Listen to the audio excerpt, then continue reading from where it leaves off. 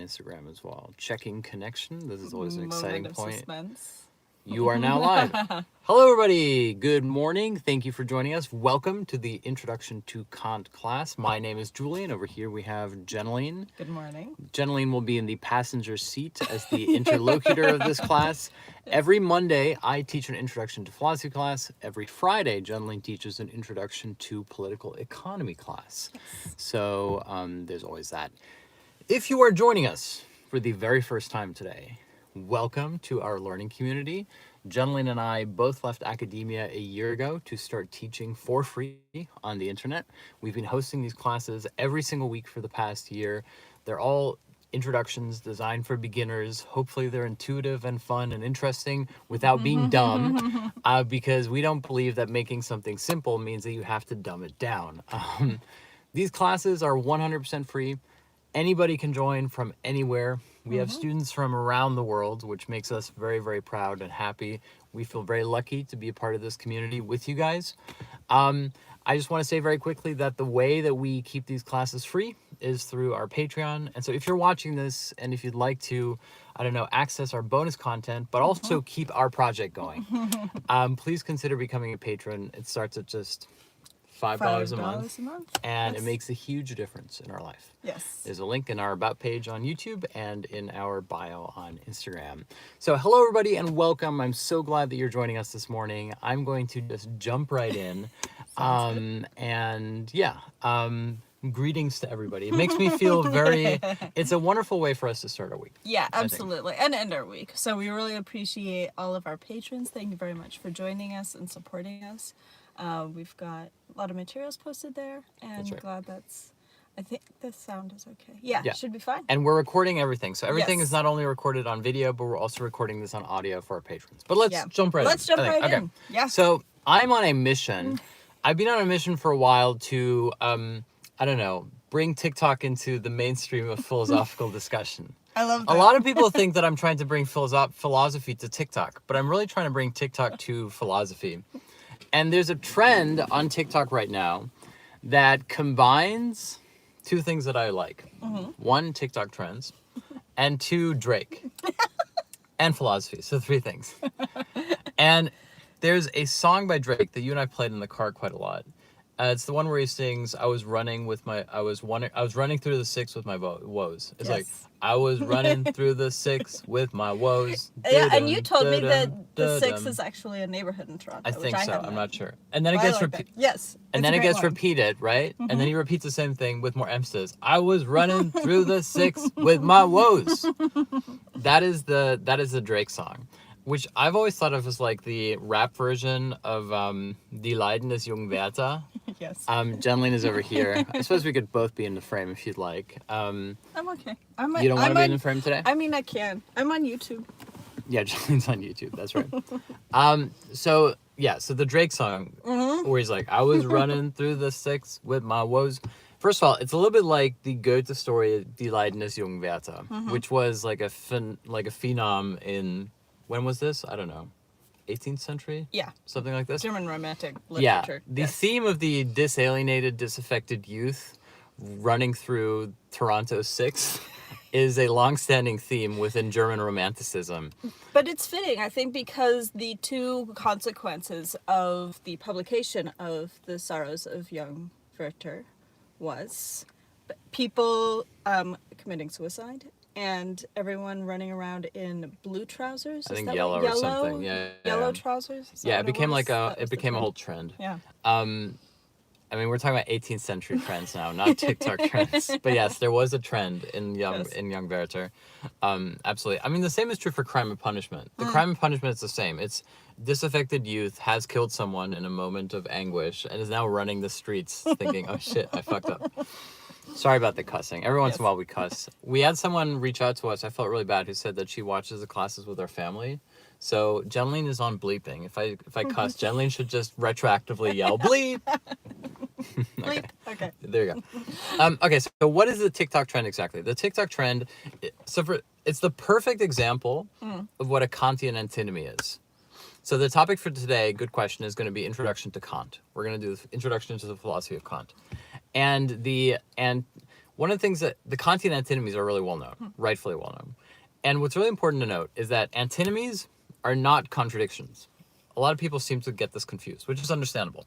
So I'm going to try to help you understand why the antinomies are not contradictions. Because this TikTok trend, using the Drake sound, is the perfect example of this. So how does the TikTok trend work? It basically, a user films themselves saying something, like there's a text above the screen. If you're not on TikTok, this will make no sense, but whatever, get on TikTok already.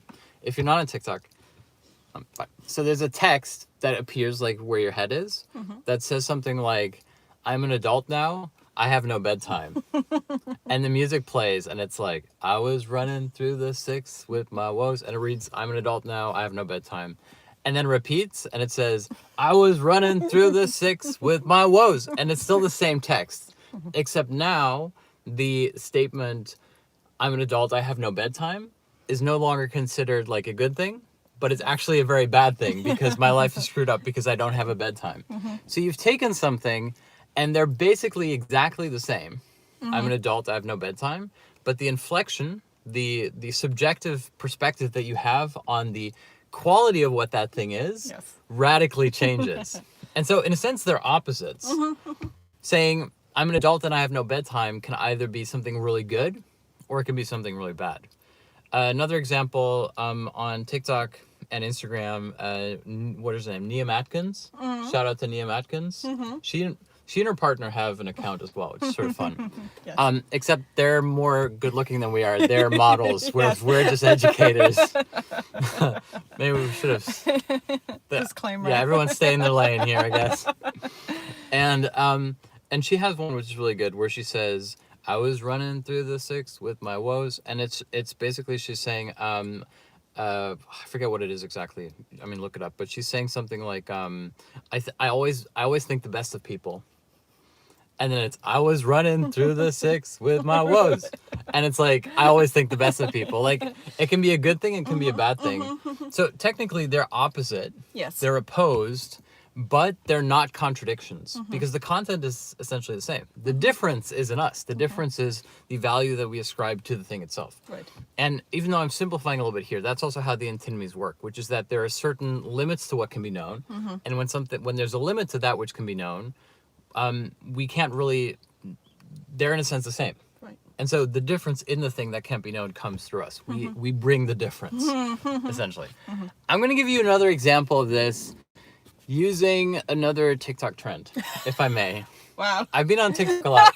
It's funny because I've always said that these classes, like the theory is necessary, but the examples are contingent. Totally in other words, contingent. the theory has a point and the examples are just accidental. They're things that I see in my life. Usually it's books I'm reading or movies I'm watching. Recently it's been TikTok videos. So the philosophy of TikTok continues. And so someone in the comments says, will any of us be able to join the stream to ask questions?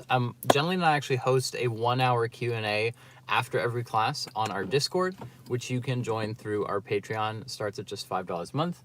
But yes, we host a Q&A after every single class for an hour, which we also record. Yes. Okay, so the philosophy of TikTok, part 2. And this isn't a trend. This is just a video that someone sent me. Shout out to Smarn, by the way, an old student friend of mine from when I was in college at Freiburg. And he has a video, which is this. There's a series of Germans being confused being in America. And like customs that are things that are customary in America that are confusing for a German. And this one is there's a German on the street and he's about to consume a can of beer. And a policeman shows up and he's like, you can't consume beer in the street. Drinking alcohol in public is prohibited. And then the man rightfully responds. He says, how do you know it's beer? I'm just holding a can. And he says, all alcoholic drinks have to be hidden. He said, hidden in what?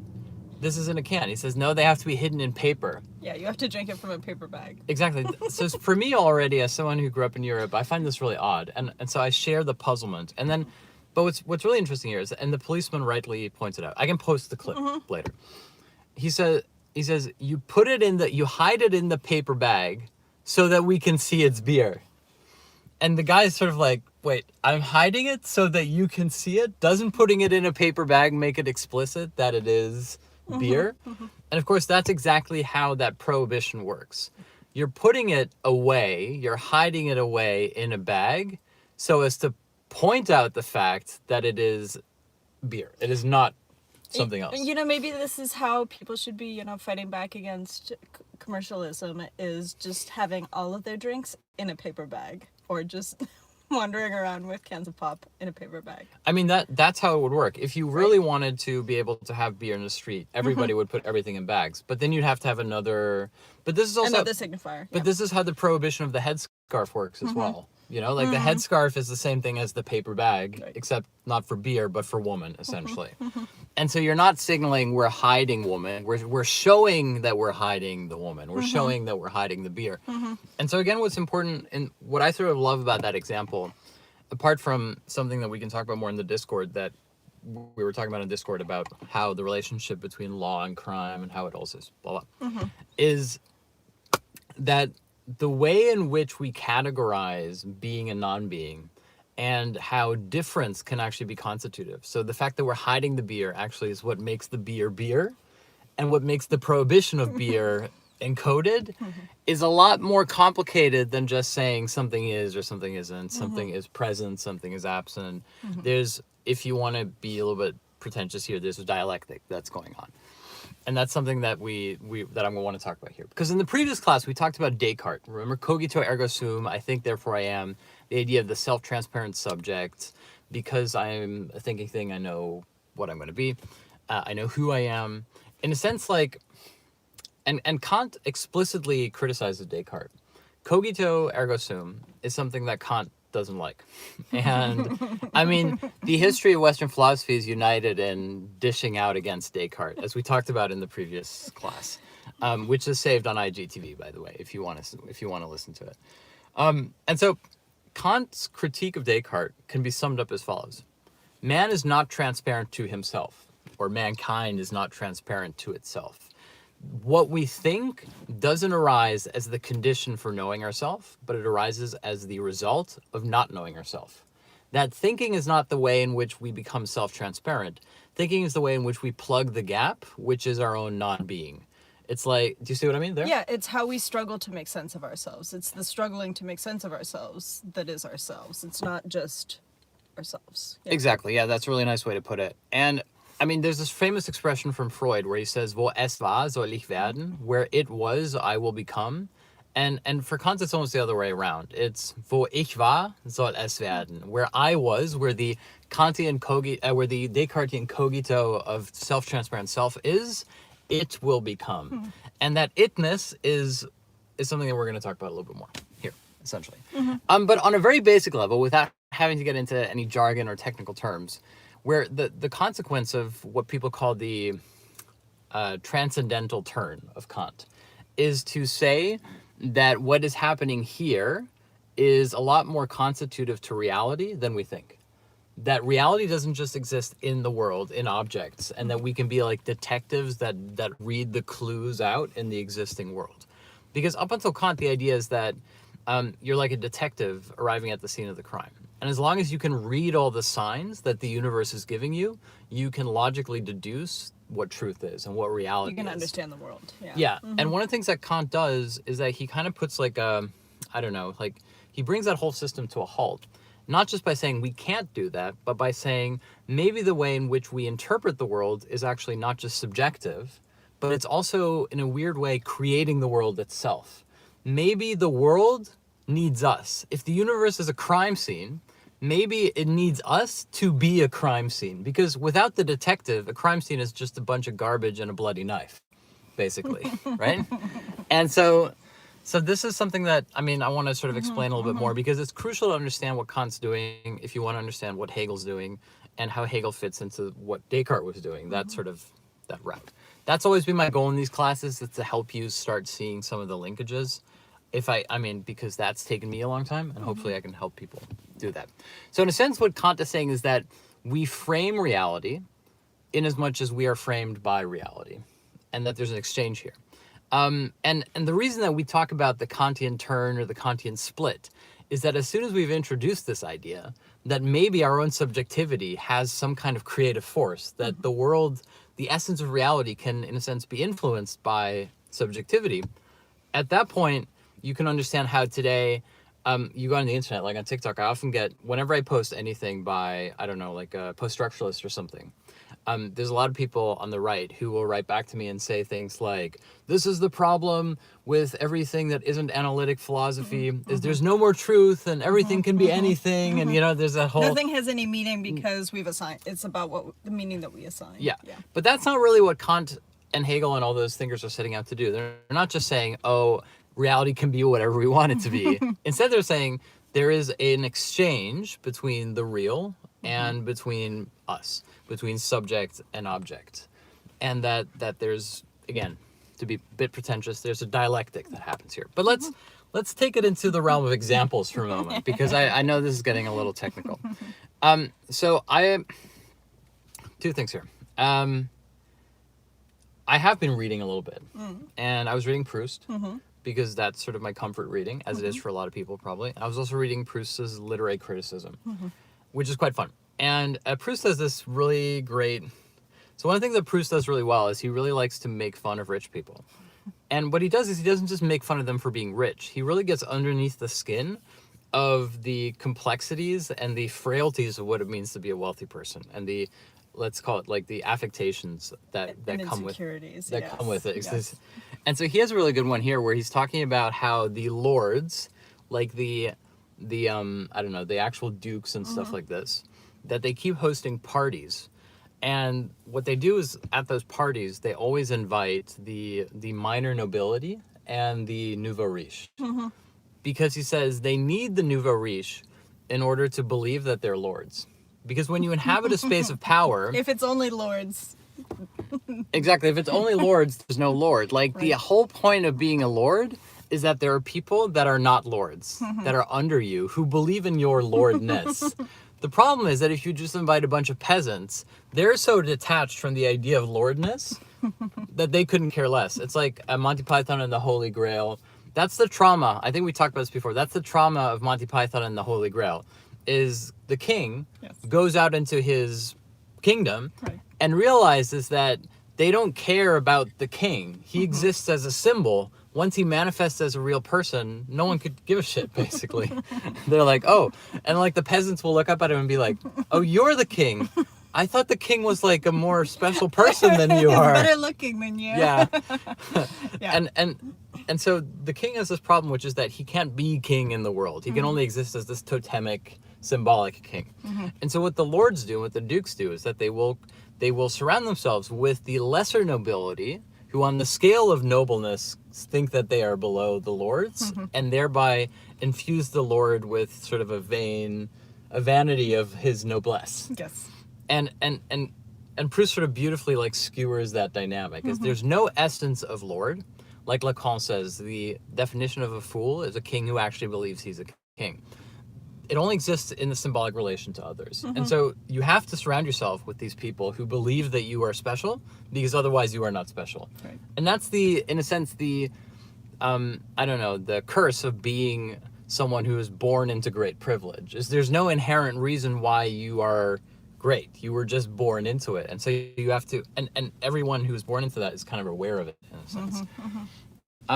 I mean, there's so many beautiful little insights that Proust has. Like, I think I was reading to you a passage in Search of Lost Time, where the character becomes aware that you could look at the same reality. Like, it's a beautiful day, and you could just be struck how beautiful the day is. And then you turn towards somebody, and you say, oh, what a beautiful day. And they're like, I'm having the worst day of my life. And, like, just because it's a beautiful day doesn't mean that it's a beautiful day to you in the same way it's a day to somebody else. And that the character in Proust has this shock, which is like, he just thought that there was essence of beauty, and that you could either appreciate it or not appreciate it. And it hadn't, and it's a disruptive moment for him, a moment of like real self-doubt and anxiety when he realizes that other people are undergoing things that make no sense to him. And that's, anyway, we could do a whole thing on that. No, I mean, that's very much the maturation in that book. And I think for a lot of people is realizing that other people perceive the world differently than you. And it's not just value judgment of like, I like something that someone else doesn't like, but I can experience something and come to a particular conclusion or understanding about it that someone comes to a totally different idea about it, yeah. I remember when I was a child that I found that really unsettling because you'd walk into a situation thinking, I'm in one mindset, and then someone else would be in a different mindset. Or you listen to a piece of music and you were just blown away, like you were like in tears.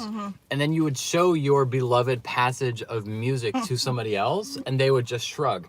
And there's nothing more horrific, I think, than seeing the entirety of your being reflected in a work of art or music or literature, and then realizing that it matters nothing to somebody else. But it's also an important lesson to learn because absolutely. because you realize that something else will be just as meaningful to them. I think. This is actually something that Kant writes about, we'll get to eventually, which is when Kant writes about the sublime. He writes about the difference between the dynamic sublime and the mathematical sublime. Nice, okay. And Proust writes a lot about the sublime. But if you stick with us to the end of this class, I will try to get there. Thank you for the friendly comments also. I really appreciate it. One of the things that you guys don't always see is that part of being someone who is relatively visible on the internet, at least on TikTok, means that I get a lot of crap from people all the time for everything, no matter what I say. So it's nice that we have these classes that feel a little bit more like we're amongst friends. Well, and I think it's important to take more than 30 seconds to delve into an idea. No kidding. But otherwise you don't want to become like Castro, where it's like 5 hours and you're just still monologuing, you know what I mean?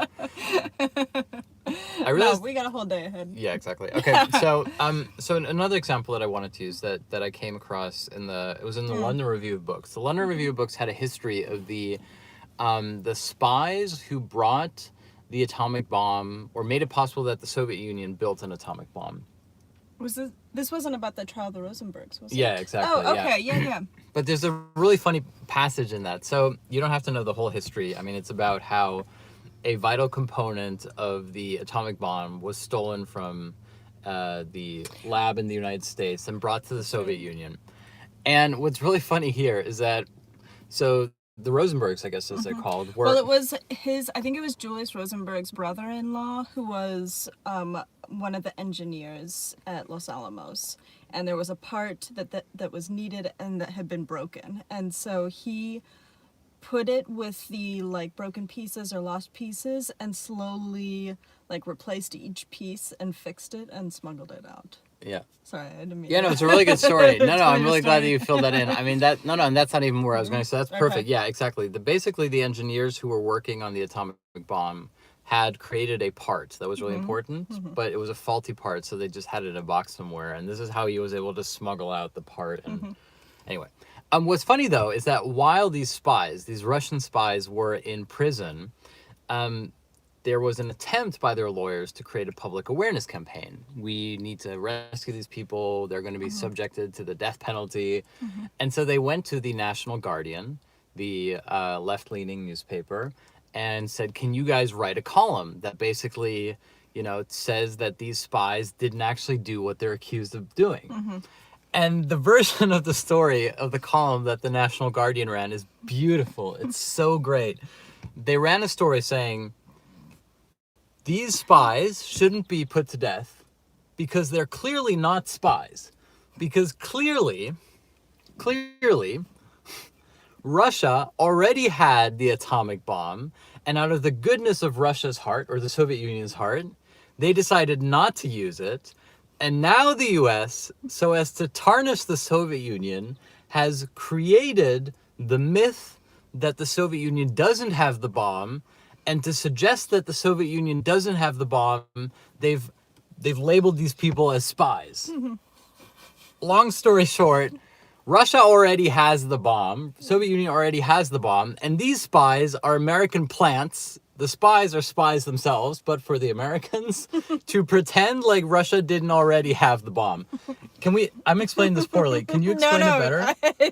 It's not a terribly logical argument, so I think that makes it a bit difficult to explain. Well, you're doing it just fine. Okay, I thought it was just beautiful. So the argument is this. Instead of saying these spies who are in prison shouldn't be treated so poorly, they shouldn't be executed. They were saying this would have been the first execution of a woman in 70 years. They're saying they're not spies, they're American plants meant to tarnish the Soviet Union because what is the agenda? The agenda is to show that the Soviet Union can't be trying to steal the atomic bomb because the Soviet Union already has the atomic bomb.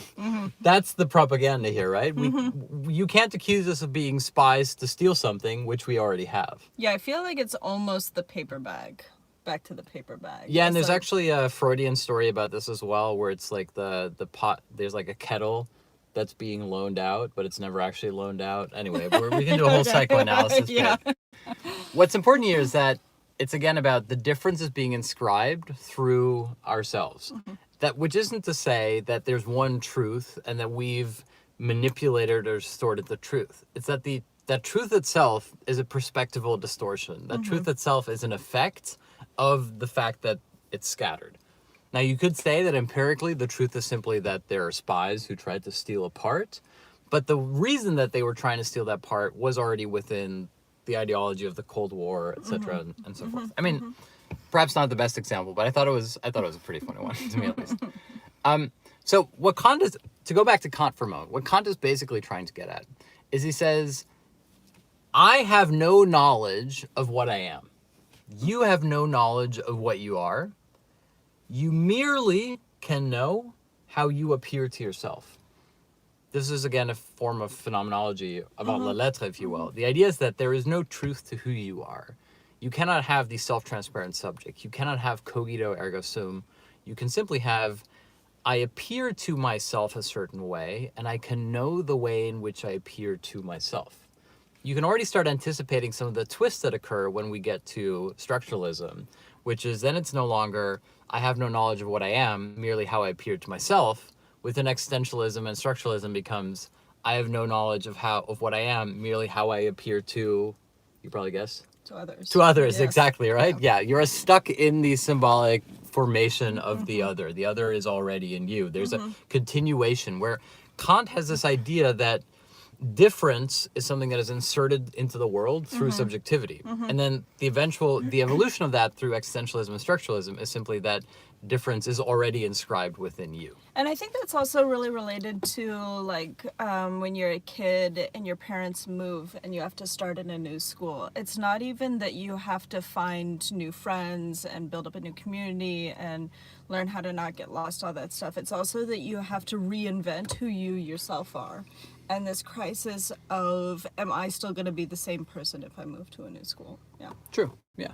Yeah, something that I've experienced a lot. We've experienced in our lives, Yeah. even as adults. That's what it means to be an academic, is to move schools a lot. I mean, Yeah. what Kant is really well known for is the famous categorical imperative. But the categorical imperative is often misunderstood in many different ways. And I'm not going to go over it a million times. I mean, are you familiar with the categorical imperative? I thought it was it's a ethical proposition that if you take a law and make it universal, then you have to look at how it, whether it's a good thing applied universally or a bad thing applied universally. Yeah, perfect. Exactly. Okay. Like on the face of it, there's sort of the Christian misinterpretation, It's which not is do unto others. it's not do unto others as you would do unto, I don't know, yourself, I guess, or something like this. But a lot of people, yeah, you're exactly right. It's the idea that any action that you take should be able to also be a universally applicable action. What's radical about this statement, and this is something that I think I can say without making it too complicated, what's radical about this is that we always thought that ethics and morality were linked to a, let's call it like a primordial substance. That morality is simply the perfect correspondence with the particular entity of being with an essence or an idea or a form. This is also the idea of virtue for the ancient Greeks, that we are virtuous when we are using something exactly as it was intended. It's like, you don't want to use a knife to open a can of beans. You're gonna ruin the knife. And that's sort of what the ancient Greeks believed, was that, and Aristotle believed, that virtue was something that was perfectly in correspondence with its purpose, the teleological argument. And what Kant is introducing in the categorical imperative is the idea that your individual agency is not just heeding the, siren call of pure morality, but that it's actually constitutive of pure morality. That what I do actually influences the structure of the universal. That the contingent actually creates the universal rather than just being codified or instructed by the universal. And we can see a continuation here of what I was talking about in the Christian classes about the infinite and the finite. That is why Kant is a thinker of the finite. The transcendental turn, the Kantian turn, is saying there is a primacy to mortality, to finitude, to the contingent particular subject, to me, to selfhood. And that's what's so radical about the categorical imperative. It's not just there is an eternal law written in the sky and you follow it. It's saying how you follow the eternal law creates the eternal law. And there was a bit of a debate going on in the Discord about the expression that every law is a crime, which goes back to Hegel, where Hegel writes about the philosophy of right. And that's the same dynamic here. You're not saying that the law is a crime. You're saying that the relationship between law and crime is the same relationship between the universal and the particular, which is that law is trying to create itself as a universal that is inherent.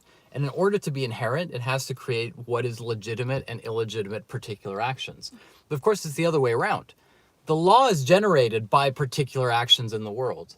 And that's exactly what Kant's trying to point out here, is that the categorical imperative means you're not just following divine eternal law. Divine eternal law doesn't exist except as a failure for you to fully enact particular law here. The idea of the universal intervenes to rescue us from the finitude of the particular. Okay, very philosophical. I'm sorry to have taken it a little bit too intense here, but... No, but I think it's really helpful because I think sometimes when we look at like legal regulation of new technology, that can be part of the problem. So it's a big difficulty for Congress right now figuring out how to regulate telecommunications and like internet, speech on the internet, for example. And so there's this idea that like law will descend and law will create some good environment, and actually regulation happens through Congress and social pressure. And so figuring out how that looks like and not just waiting for it to be decreed. Yeah, that's sort of how I see it. It's funny how, like, in the U.S., the relationship when we talk about law and crime, we also have to talk about the Constitution. So there's actually a twist to that TikTok video about the beer being put in a paper bag, which is that eventually the German realizes that it's okay to walk around openly carrying a gun, but it's not okay to be openly carrying a can of beer. Or drinking a can of beer. And then the policeman gets really mad with him and he says, "Don't you understand? Carrying a gun is our natural right given to us by God in the Constitution," etc., etc., etc. You know what I mean? It's just beautiful. I also feel like if anybody here is on TikTok, I sort of challenge you to do the Drake trend with different philosophical. So we started this class, if you're just joining us, by... Sorry to inflict more singing on you, but there's this trend where it's basically Drake goes, "I was running through the 6 with my woes," and then it goes, and then it goes the same thing, but with a different like inflection, different register. "I was running through the 6 with..." Okay, I feel like we should do this for philosophy in general. So we should have like, it should be cogito, it should be "I think therefore I am." "I was running, I think therefore I am," and then it should be "I think therefore I am," you know what I mean? That's sort of like, anyway, that's what we were pointing about, the antinomies and the are not contradictions, etc. And so the reason I introduced that is I wanted to talk about the sublime a little bit more, which will help us fill out the next half of this class, I think, because the Kantian Sublime is one of the theories that has really influenced my own thinking very much, and I've really been very interested in. I think it's also it relates to aesthetics, and also why Kant's critique of judgment is just important as Kant's critique of pure reason.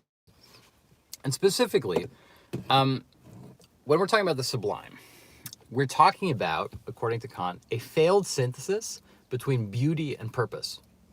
Now, when you hear that, you think to yourself, that makes no sense, because beauty and purpose don't really seem to be opposites. They don't really seem to be contradictions here. And failure doesn't really seem to fall into either part very well. Yeah. Yeah. So why is the sublime a failure to synthesize, not like synthesize in terms of synthesizer? Shout out to the needle talk, by the way. Failed synthesis between beauty and purpose. It's because beauty is actually the same thing as purpose, except it has no purpose. What I mean by that, so it'll be a little bit less cryptic. Beauty is that which does not have purpose for Kant. He says there is no purpose to beauty. Of course, if you're like a biological determinist or just a creepy guy on the internet, you'll say something like, oh yeah, beauty exists because that's how we attract the opposite sex, and that way the species continues to exist, etc. I would be inclined to disagree. First of all, because have you ever been to one of those restaurants? You probably haven't. There was a thing before the pandemic where there was a restaurant where they would turn off the lights and everyone was like, you couldn't see each other. The idea was you'd go on a date and it was totally like pitch black, so you could only hear the other person's voice. So, I thought you were gonna say you could only hear the other person eating. But that's the whole point. That's the whole point, because when your senses become turn the heightened, lights on and your face is covered in pasta sauce. yeah. But here's the thing. Once the lights are off and you can't actually look at your partner or their biceps or their cleavage or whatever, you're actually confronted with something that is like highly more intense, which is the sound of your potential sexual partner pulping up food in their mouth. Like, it's sort of a supercharged date. What people don't always understand is that sexuality is not an enticement towards sexuality. It's actually a barrier towards sexuality. It's like, here's some sexuality so that you don't have to have it all. That's also why like barriers can be much more enticing. It's like why like to just reveal everything is totally unsexual. The least sexual way to be is to just be naked. That's also the point of lingerie. Is when you introduce lingerie, you're producing an artificial barrier that is very easy to be removed. And that's what's considered sexual. And the same is true also when it, like, this is really messed up from a psychosexual point of view and from like a chauvinist point of view, is one of the most famous, so Marilyn Manson, Marilyn Monroe, one of the most highly, like, the sex symbol of her era. And so many depictions of Marilyn Monroe, including nude pictures. The most iconic pin-up picture of Marilyn Monroe, which is considered like the pin-up. You probably know the one. It's her struggling to push down her skirt over the air vent. Exactly. Yes. And it's so freaking messed up because, like, here's a woman who has made her body into an icon of free liberal sexuality. Everyone can see me. I'm comfortable in my body. And what is the iconic image of Marilyn Monroe? The one moment where she didn't want to be naked. There's something very forceful and like rapey about that picture, because what we're enjoying is not the sexuality. That's the problem with sexuality, is as soon as we have access to sexuality, we almost lose interest in it. Sexuality doesn't satisfy us. What satisfies us is the idea that this woman does not want to be seen. And that's super messed up. When sexuality becomes a power dynamic, that's when it can become really... That's when it becomes more vulnerable and more potentially abused. Yeah. And we're back in the realm of the antinomy. We're back in the realm of the Drake, which is, I'm comfortable in my sexuality. I'm comfortable in my sexuality. Like, it's just, the way in which we infuse that meaning is very, very different. And so it's one thing to say, I have power because I'm in control of showing you my body, versus you are enjoying the fact that I'm losing my power. But this is something that like Freud and Lacan already write about quite a bit, because they say that, and it does relate to Kant, because the idea is that sexuality isn't satisfying.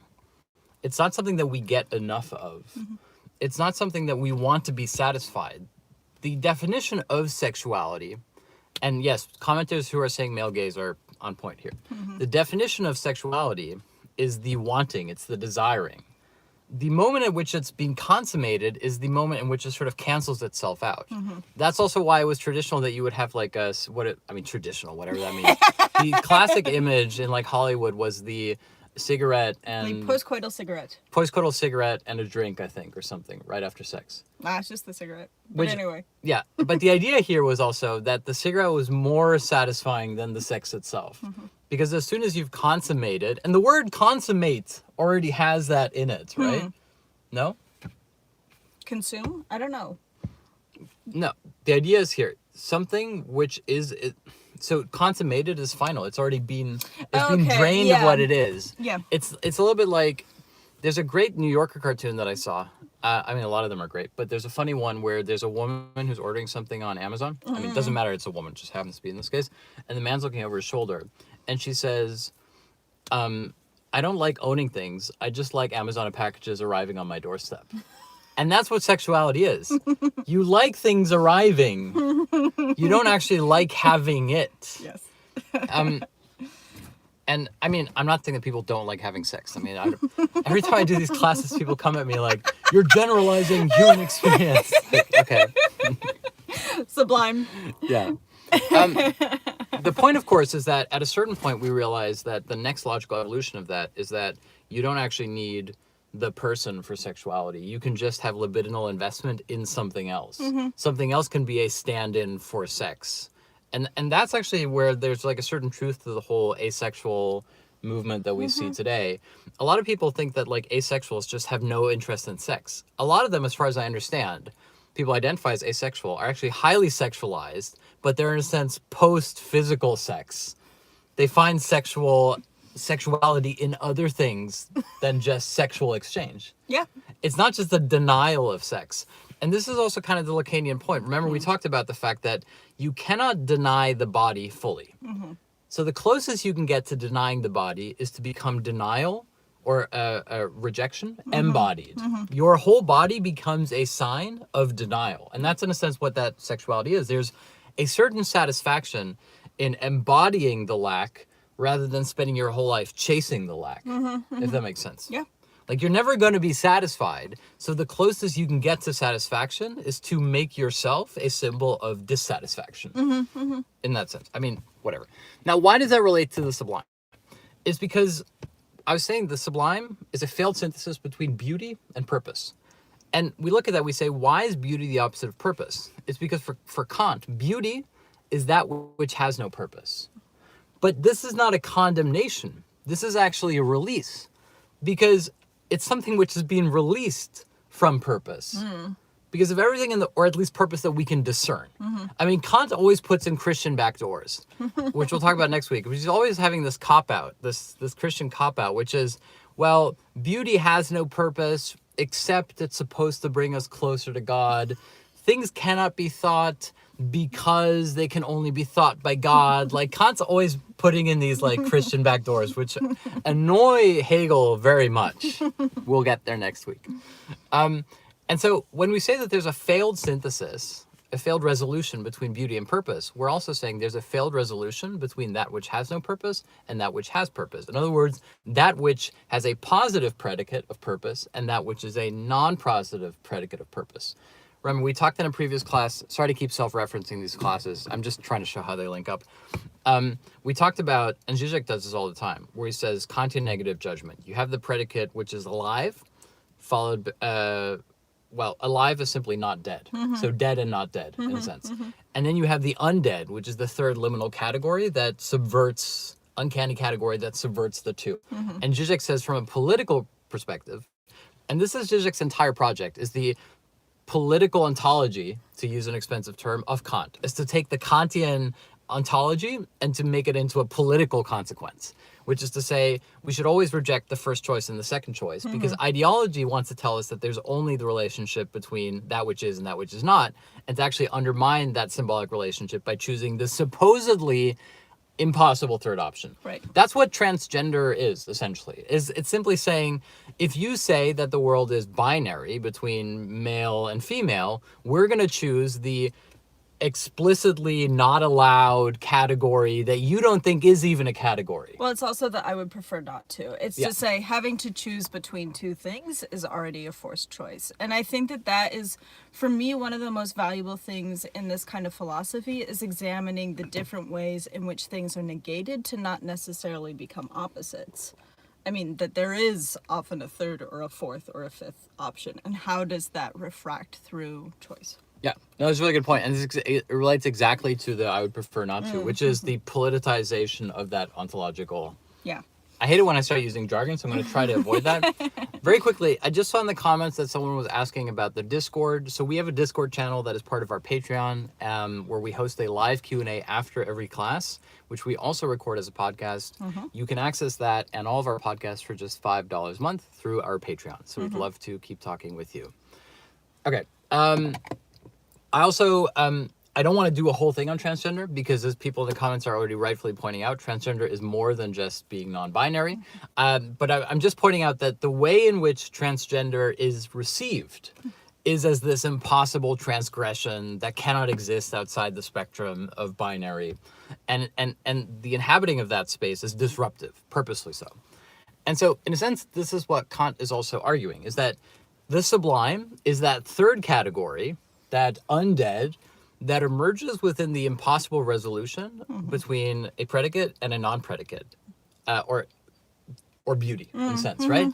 If purpose is that which has no beauty, because it is just utilitarian, and beauty is that which defies purpose, at least purpose that we understand in the world, then there must be a third category between those, which is that of the sublime. And if you want to define the sublime is simply that which cannot be represented by humans. But the problem here is, if you think of it that way, you think like the sublime just exists out there. Like there is a sublime Like it's an thing. ephemeral thing that's just beyond your grasp. Yeah, like some kind of void. And that's not true for Kant at all. Instead, Kant says, the failure of the synthesis between beauty and purpose results in a necessity for the individual imagination to intervene. In other words, that which cannot be depicted will nevertheless be depicted, and we only know that it can't be depicted because we are trying to depict it. In other words, our failure to depict it brings about the very thing. Right. But it becomes like a fruitful failure. Yeah. So let's give you a couple of examples to make this a little bit less abstract. The famous image of like the sublime in nature is like the Turner pictures, man stuck in a storm or a forest, and there's like this anarchic moment. And this is what Kant calls the dynamic sublime. And what the dynamic sublime is simply that if you think that nature has a purpose, that everything in nature happens for a purpose, what happens when you're confronted with a seeming chaotic excess, something which cannot be made to fit into the order of being, like an amazing storm or a rapture of sorts? It's that people talk about like the appendix, or like something even that's an organ in their body that seems unnecessary. Yeah, that's a really nice. Yeah, that's a really nice way to put it. Actually, I hadn't even thought about that. Very good, very Deleuzean of you. I think we have some Deleuze experts in the Discord who know Deleuze better than. We'll talk about it in the Discord. Who know Deleuze better than Deleuze knows himself, probably. And so that image of the sort of, let's call it the traditional aesthetic sublime, is the idea of man caught up in the overwhelming experience of a storm, or being on a mountaintop where human subjectivity becomes reduced to nothing. What's important here for the Kantian Sublime is that this isn't actually the true representation of nature. It's not like the essence of nature is contained in the storm. The storm is that which cannot be fit into the logical order or sequence of nature. Of course, I'm sure there's some like meteorologist here who will say, well, storms are actually a natural part of cycles, etc. Well, I'm just thinking about there's that sort of traditional German romantic art style that's the man standing sort of on the rock as like the storm is crashing around him. And I imagine that at like an art exhibit, but it actually has like wind machines and like water sprayers, and it's trying to immerse you in the storm, trying to make it as authentic as possible. But you're never going to actually be in the storm. Yeah, that's really, yeah, well said. That's great. I love it. I want that art exhibit. I mean, but the thing is here is that and I don't know if I'm explaining this very well. The dynamic sublime doesn't exist without us. We're trying to represent that which is non-representable. And so what Kant is suggesting, in a sense, is that we're not getting to the truth of what nature is when we depict like the enormity of nature. We're simply depicting a dramatic moment in which we realize a certain discordance between our subjective experience and the objective reality of nature, which we can never fully grasp. And it's ironically the moment at which we realize that we cannot fully grasp it, that we have grasped something really important. And that the moment in which we think, wow, I am so tiny and my brain will never be able to encompass the true purpose of nature, we've actually encompassed the truth of nature, which is that its truth is that it is hidden from us. Again, Hegel's going to be very upset that Kant is saying these things, but we'll get there next week. And this relates to the mathematical sublime. And the mathematical sublime for Kant is a little bit different, because it's when we have that experience of like the overwhelming power of nature, except There's a very good joke in the comments, by the way, which I think is so good that we can read it out on air, which is someone said instead of H.P. Lovecraft, it was H.P. Love Kant. Yes. I like that. So the mathematical sublime is when we have that same experience of being overwhelmed, bowled over by our ineptitude, confronted with the, I don't know, splendor or chaos of nature, or it's very much like St. Job also. This is like, I know I'm going on a deviation here, but like when It's just Job. It's not Saint Job. St. Paul, Job and St. Paul. Sorry, when Job, not St. Job. We should have a campaign. Make Job a saint. Make Job a saint. Make like T-shirts. You can call him Saint Yeah, Job. yeah. No, I St. will Paul, report Job you. and St. Paul. I think it's in St. Paul. Where Job is basically challenged, like asking God, like, what is the purpose of like my suffering? And God's response is basically like hysteric ineptitude, which is like, how dare you even question my power? Don't you see how powerful I am? Like tons and tons of power. But the funny thing in like a very Freudian sense is the moment at which God basically has to demonstrate all that power is also the moment where he loses power. That's how authority works. Is that real authority is when you don't have to use your power. And it's when you show someone how powerful you are that you have retroactively canceled out the very thing you're trying to prove. This is like also like when you play a game of chicken with someone. Like if you want to get someone to act, the best way to get them to act against their will is to say, oh, you're too chicken to do something, etc. And so when God lashes out in all his, like, here's the power that you can't even comprehend. You think you're like an ant to me. You're less than an ant, blah, blah. He's actually, in a sense, proving the opposite. But I don't know. We can do a class on Job. I'm sorry, I don't want to do a whole thing on Job. So mathematical sublime is when we're confronted by something which our mind simply cannot grasp. Now, me being someone, this is the false modesty part of this class, me being someone who's not particularly gifted at many things, I often find myself in this position. I am trying to like add up a grocery bill and I realize I can't do basic calculus. I mean, but that's not the mathematical sublime. The mathematical sublime is the idea that there are simply limits to that which can be thought. And that there are moments in which we encounter that. And there's also moments in which we test our own reason against it. For example, I'm not an actor, so I'm impressed that someone could recite Hamlet. I think that goes beyond the capabilities of the human mind, but it doesn't. I mean, strictly speaking, it does.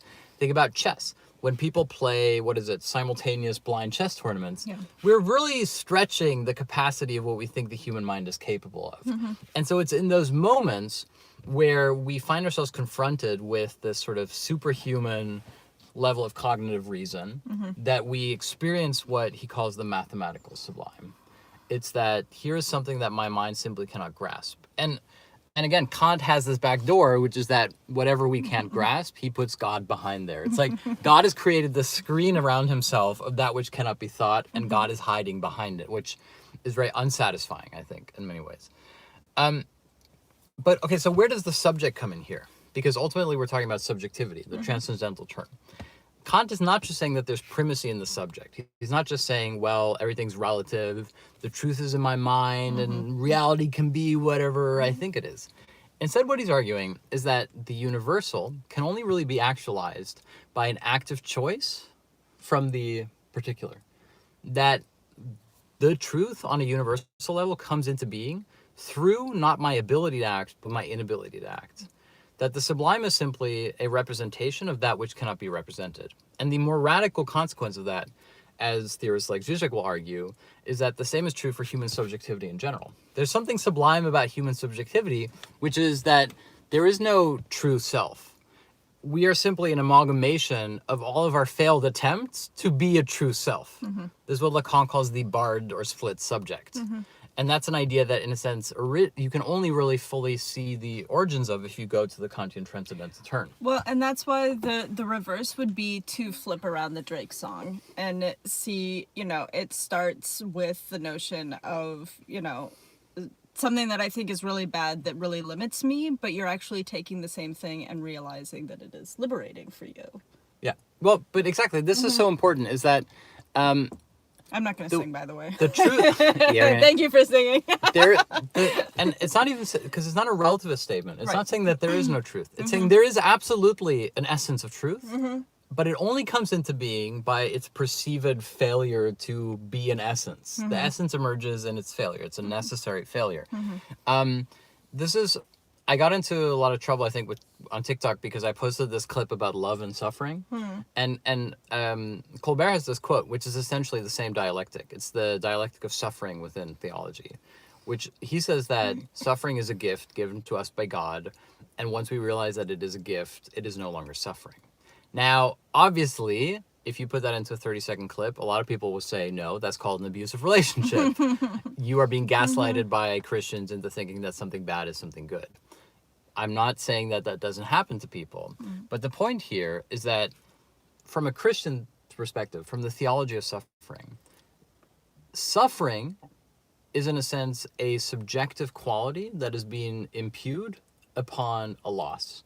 I have lost, I've grieved, something bad has happened to me. Suffering is not the same thing as pain. When you're experiencing pain, it's like you put your hand on a hot pad. Suffering is something that is, in a sense, much worse than pain because it can infiltrate your life in many ways that you don't understand. Suffering can also occur through things that are very beautiful, things that are very, that you think are a good thing can cause you suffering. We can become addicted to our own suffering. This is called melancholy. And so suffering is not something which is just imposed upon us, but is something that is infused through our subjective stance towards suffering. This is even true within like Buddhism, the idea that all life is suffering. Well, that seems incredibly nihilistic, but the point here is that if all life is suffering, it means that there's an incredibly, I don't know how you could put this, emancipatory potential for us to infuse life with what that suffering is. Because simply saying bliss or like the cigarette after isn't very satisfying. And so it's how do you inform that suffering? How do you make meaning of suffering? How do you give a certain agency to suffering? How do you make yourself not just the passive recipient or victim of suffering? How do you find an agency within the precondition of suffering? And I realize that's more than I can put into like a 30-second TikTok video, but it's a really interesting idea. And of course, it's easy to talk about suffering from the position of not being someone who suffers. I understand this. I mean, I suffer, but I suffer in ways that perhaps on the scale of suffering could be considered different from someone who suffers bodily harm. Loneliness is a form of suffering. And I think we're slowly understanding in our society that we can talk about suffering in ways that doesn't have to be reductive in that sense. You can suffer immensely from being lonely without having physical symptoms of pain. And there's this interesting division where we have psychosomatic symptoms, where those symptoms become real. It also relates to the Freudian idea of the castration complex. Because one of the ways that I've always tried to explain the castration complex is this. If you're a soldier and you go into battle and you lose a limb, and you imagine that limb is still there, this is known as the phantom limb syndrome, which is simply a way of saying something has been lost, but I think it is still there. That is what the phantom limb syndrome is. In the castration complex, it's the exact opposite, which is to say something is still there, but I think I have lost it. And that's what loneliness is. Loneliness is saying, I think I have lost this, but I am stuck. Other people have died, and yet I am still here.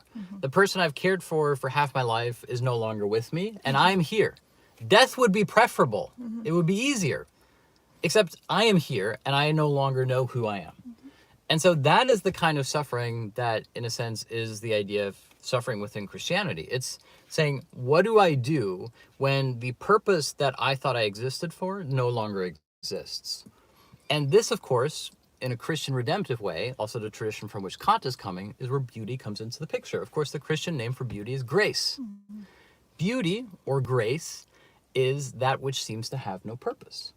Grace enters into your life through seemingly purposeless acts, things that are done for the sake of doing them, that are not done for your own personal gain or enrichment. A lot of people who are like converted Christians always say, oh, I was on a path towards wanting status and money and physical things, and none of it satisfied me.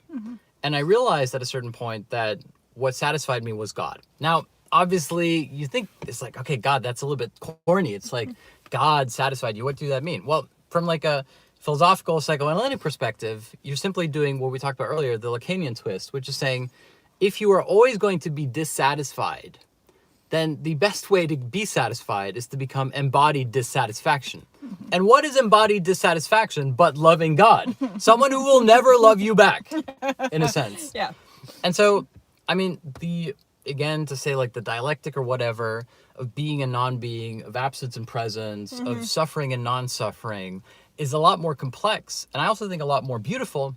and in a Kantian sense, and redemptive, even. The revelation is that there is nothing to be revealed. The secret of Christianity, and the secret, in a sense, of a very Kantian Christianity, is that there's nothing behind the curtain, except the curtain itself. And that our trying to find what is behind the curtain creates something behind the curtain, if that makes sense. I don't know. So to go back to the Drake meme, I think we can just do a ton of them now. I know no one's going to do it, but I hope you would.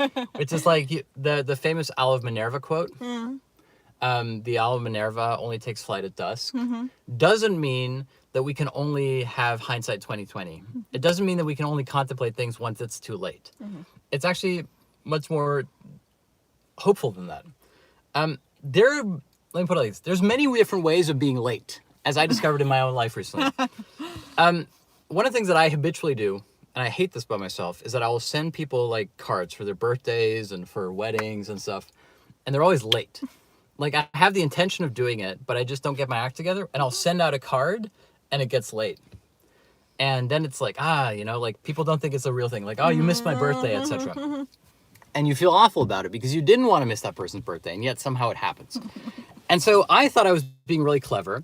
And as a Hegelian, I should have known that this is a wrong thing to do. I thought I was being really clever because I thought to myself, well, I don't want to be late for my sister's 5th wedding anniversary, so I'm going to send her a card early. What I didn't take into account is that if you're too early, it's worse than being late. So my sister got a anniversary card 2 months before her anniversary. And it hadn't dawned on me that being too early is worse than being too late. It's really, like, it's sort of like halfway accepted for people to send you a congratulatory card too late. Too late. But to send it to them 2 months early is considered a little bit weird. I never really thought about that because that's just not something that happens very often. But I really admired that you were trying to, like, be efficient in your congratulations. But this is the Hegelian lesson of the Owl of Minerva, like, only takes flight at dusk. Yeah. It's like, dusk is also, it's not just too late, it's also always too early. Too early is the same thing as too late, fundamentally. It's about how we fill it in. Yes. There's no, this is not a Hegelian excuse for why I can't send a card to people on their birthdays. I mean, it is, but whatever. The practical applications of philosophy. Yeah. But I feel like we could do like a Drake version of this, which is like, I don't know. It's maybe we'll make one and we'll post one. We'll see. Well, it's funny that you were talking about that as like the TikTok like trend, because there was another one that you shared with me that I was sort of nitpicking about, which was something step on the gas. Oh, yeah. Step on the gas, yeah. Right? And I really insisted that it had to be step on the gas twice, because the notion is like, I tried to do something and then I actually started to do it and I realized that there was something wrong. And I think that that's sort of playing into the same notion of like, the Drake version is more passive in a sense.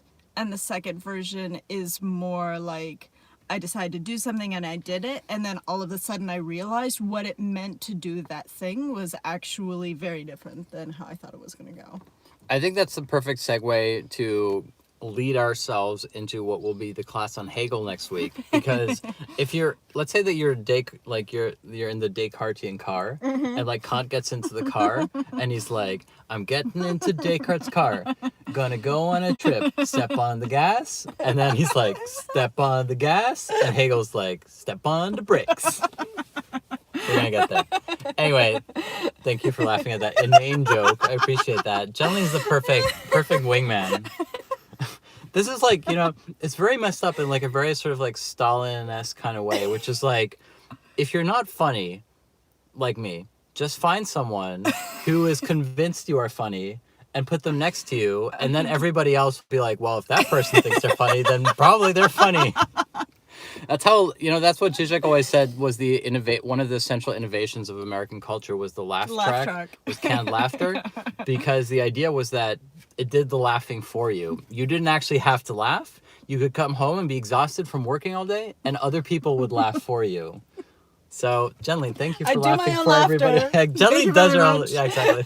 I perform my own stunts. Jenlene performs her own stunts. That's right. That's very good. Yeah, that's excellent. Actually, I want a T-shirt of that. I perform my own stunts. I perform my own laughter. All right, thank you guys for joining us today. Yes. This was the introduction by various detours to the philosophy of Kant. And we're actually going to be heading to Discord right now, where we're going to host a 1-hour live bonus discussion. We're going to talk a lot more about this stuff, and you can ask us any questions you have or make any comments you might want to make. I just want to say once again, thank you for joining us. If you're joining us for the first time today, welcome to our community. We're so glad you're here. Our mission, our goal, our dream is to make philosophy as accessible and enjoyable as possible for as many people as possible around the world. And the fact that we started doing this a year ago, by now I think it's become sort of a thing. Yeah. And we're so grateful. We're so happy. We feel so, I don't know, just so privileged and proud to be part of this community. So thank you from the bottom of our hearts to you guys. And next week is going to be the 11th lecture in this series, the culminating lecture on the philosophy of Hegel, Introduction to Hegel. So thank you guys so much for joining us today. We appreciate you. Yeah, we'll be here same time, same place next week. And Friday, Jenlene is going to teach a political economy class. Yes. So you can join her. I will be providing the laugh track on that one. I'll try. No, I usually end up being it the heel. doesn't work. You're a better heel than I am. I tend to be a heel. I'm really trying not to be a heel though, but I feel like that's a role I've gotten kind of set in. It works. It works. Yeah. Okay. Thanks, everyone. Thank you for joining us. And if you've enjoyed this class, we'd like to ask you to please consider supporting our Patreon. It really makes a very big difference in terms of legitimizing this project financially. There's a lot more cool things we'd like to do. So thank you. We appreciate it. And if you'd like to join our live Q&A right now, we're going to take a 5-minute break.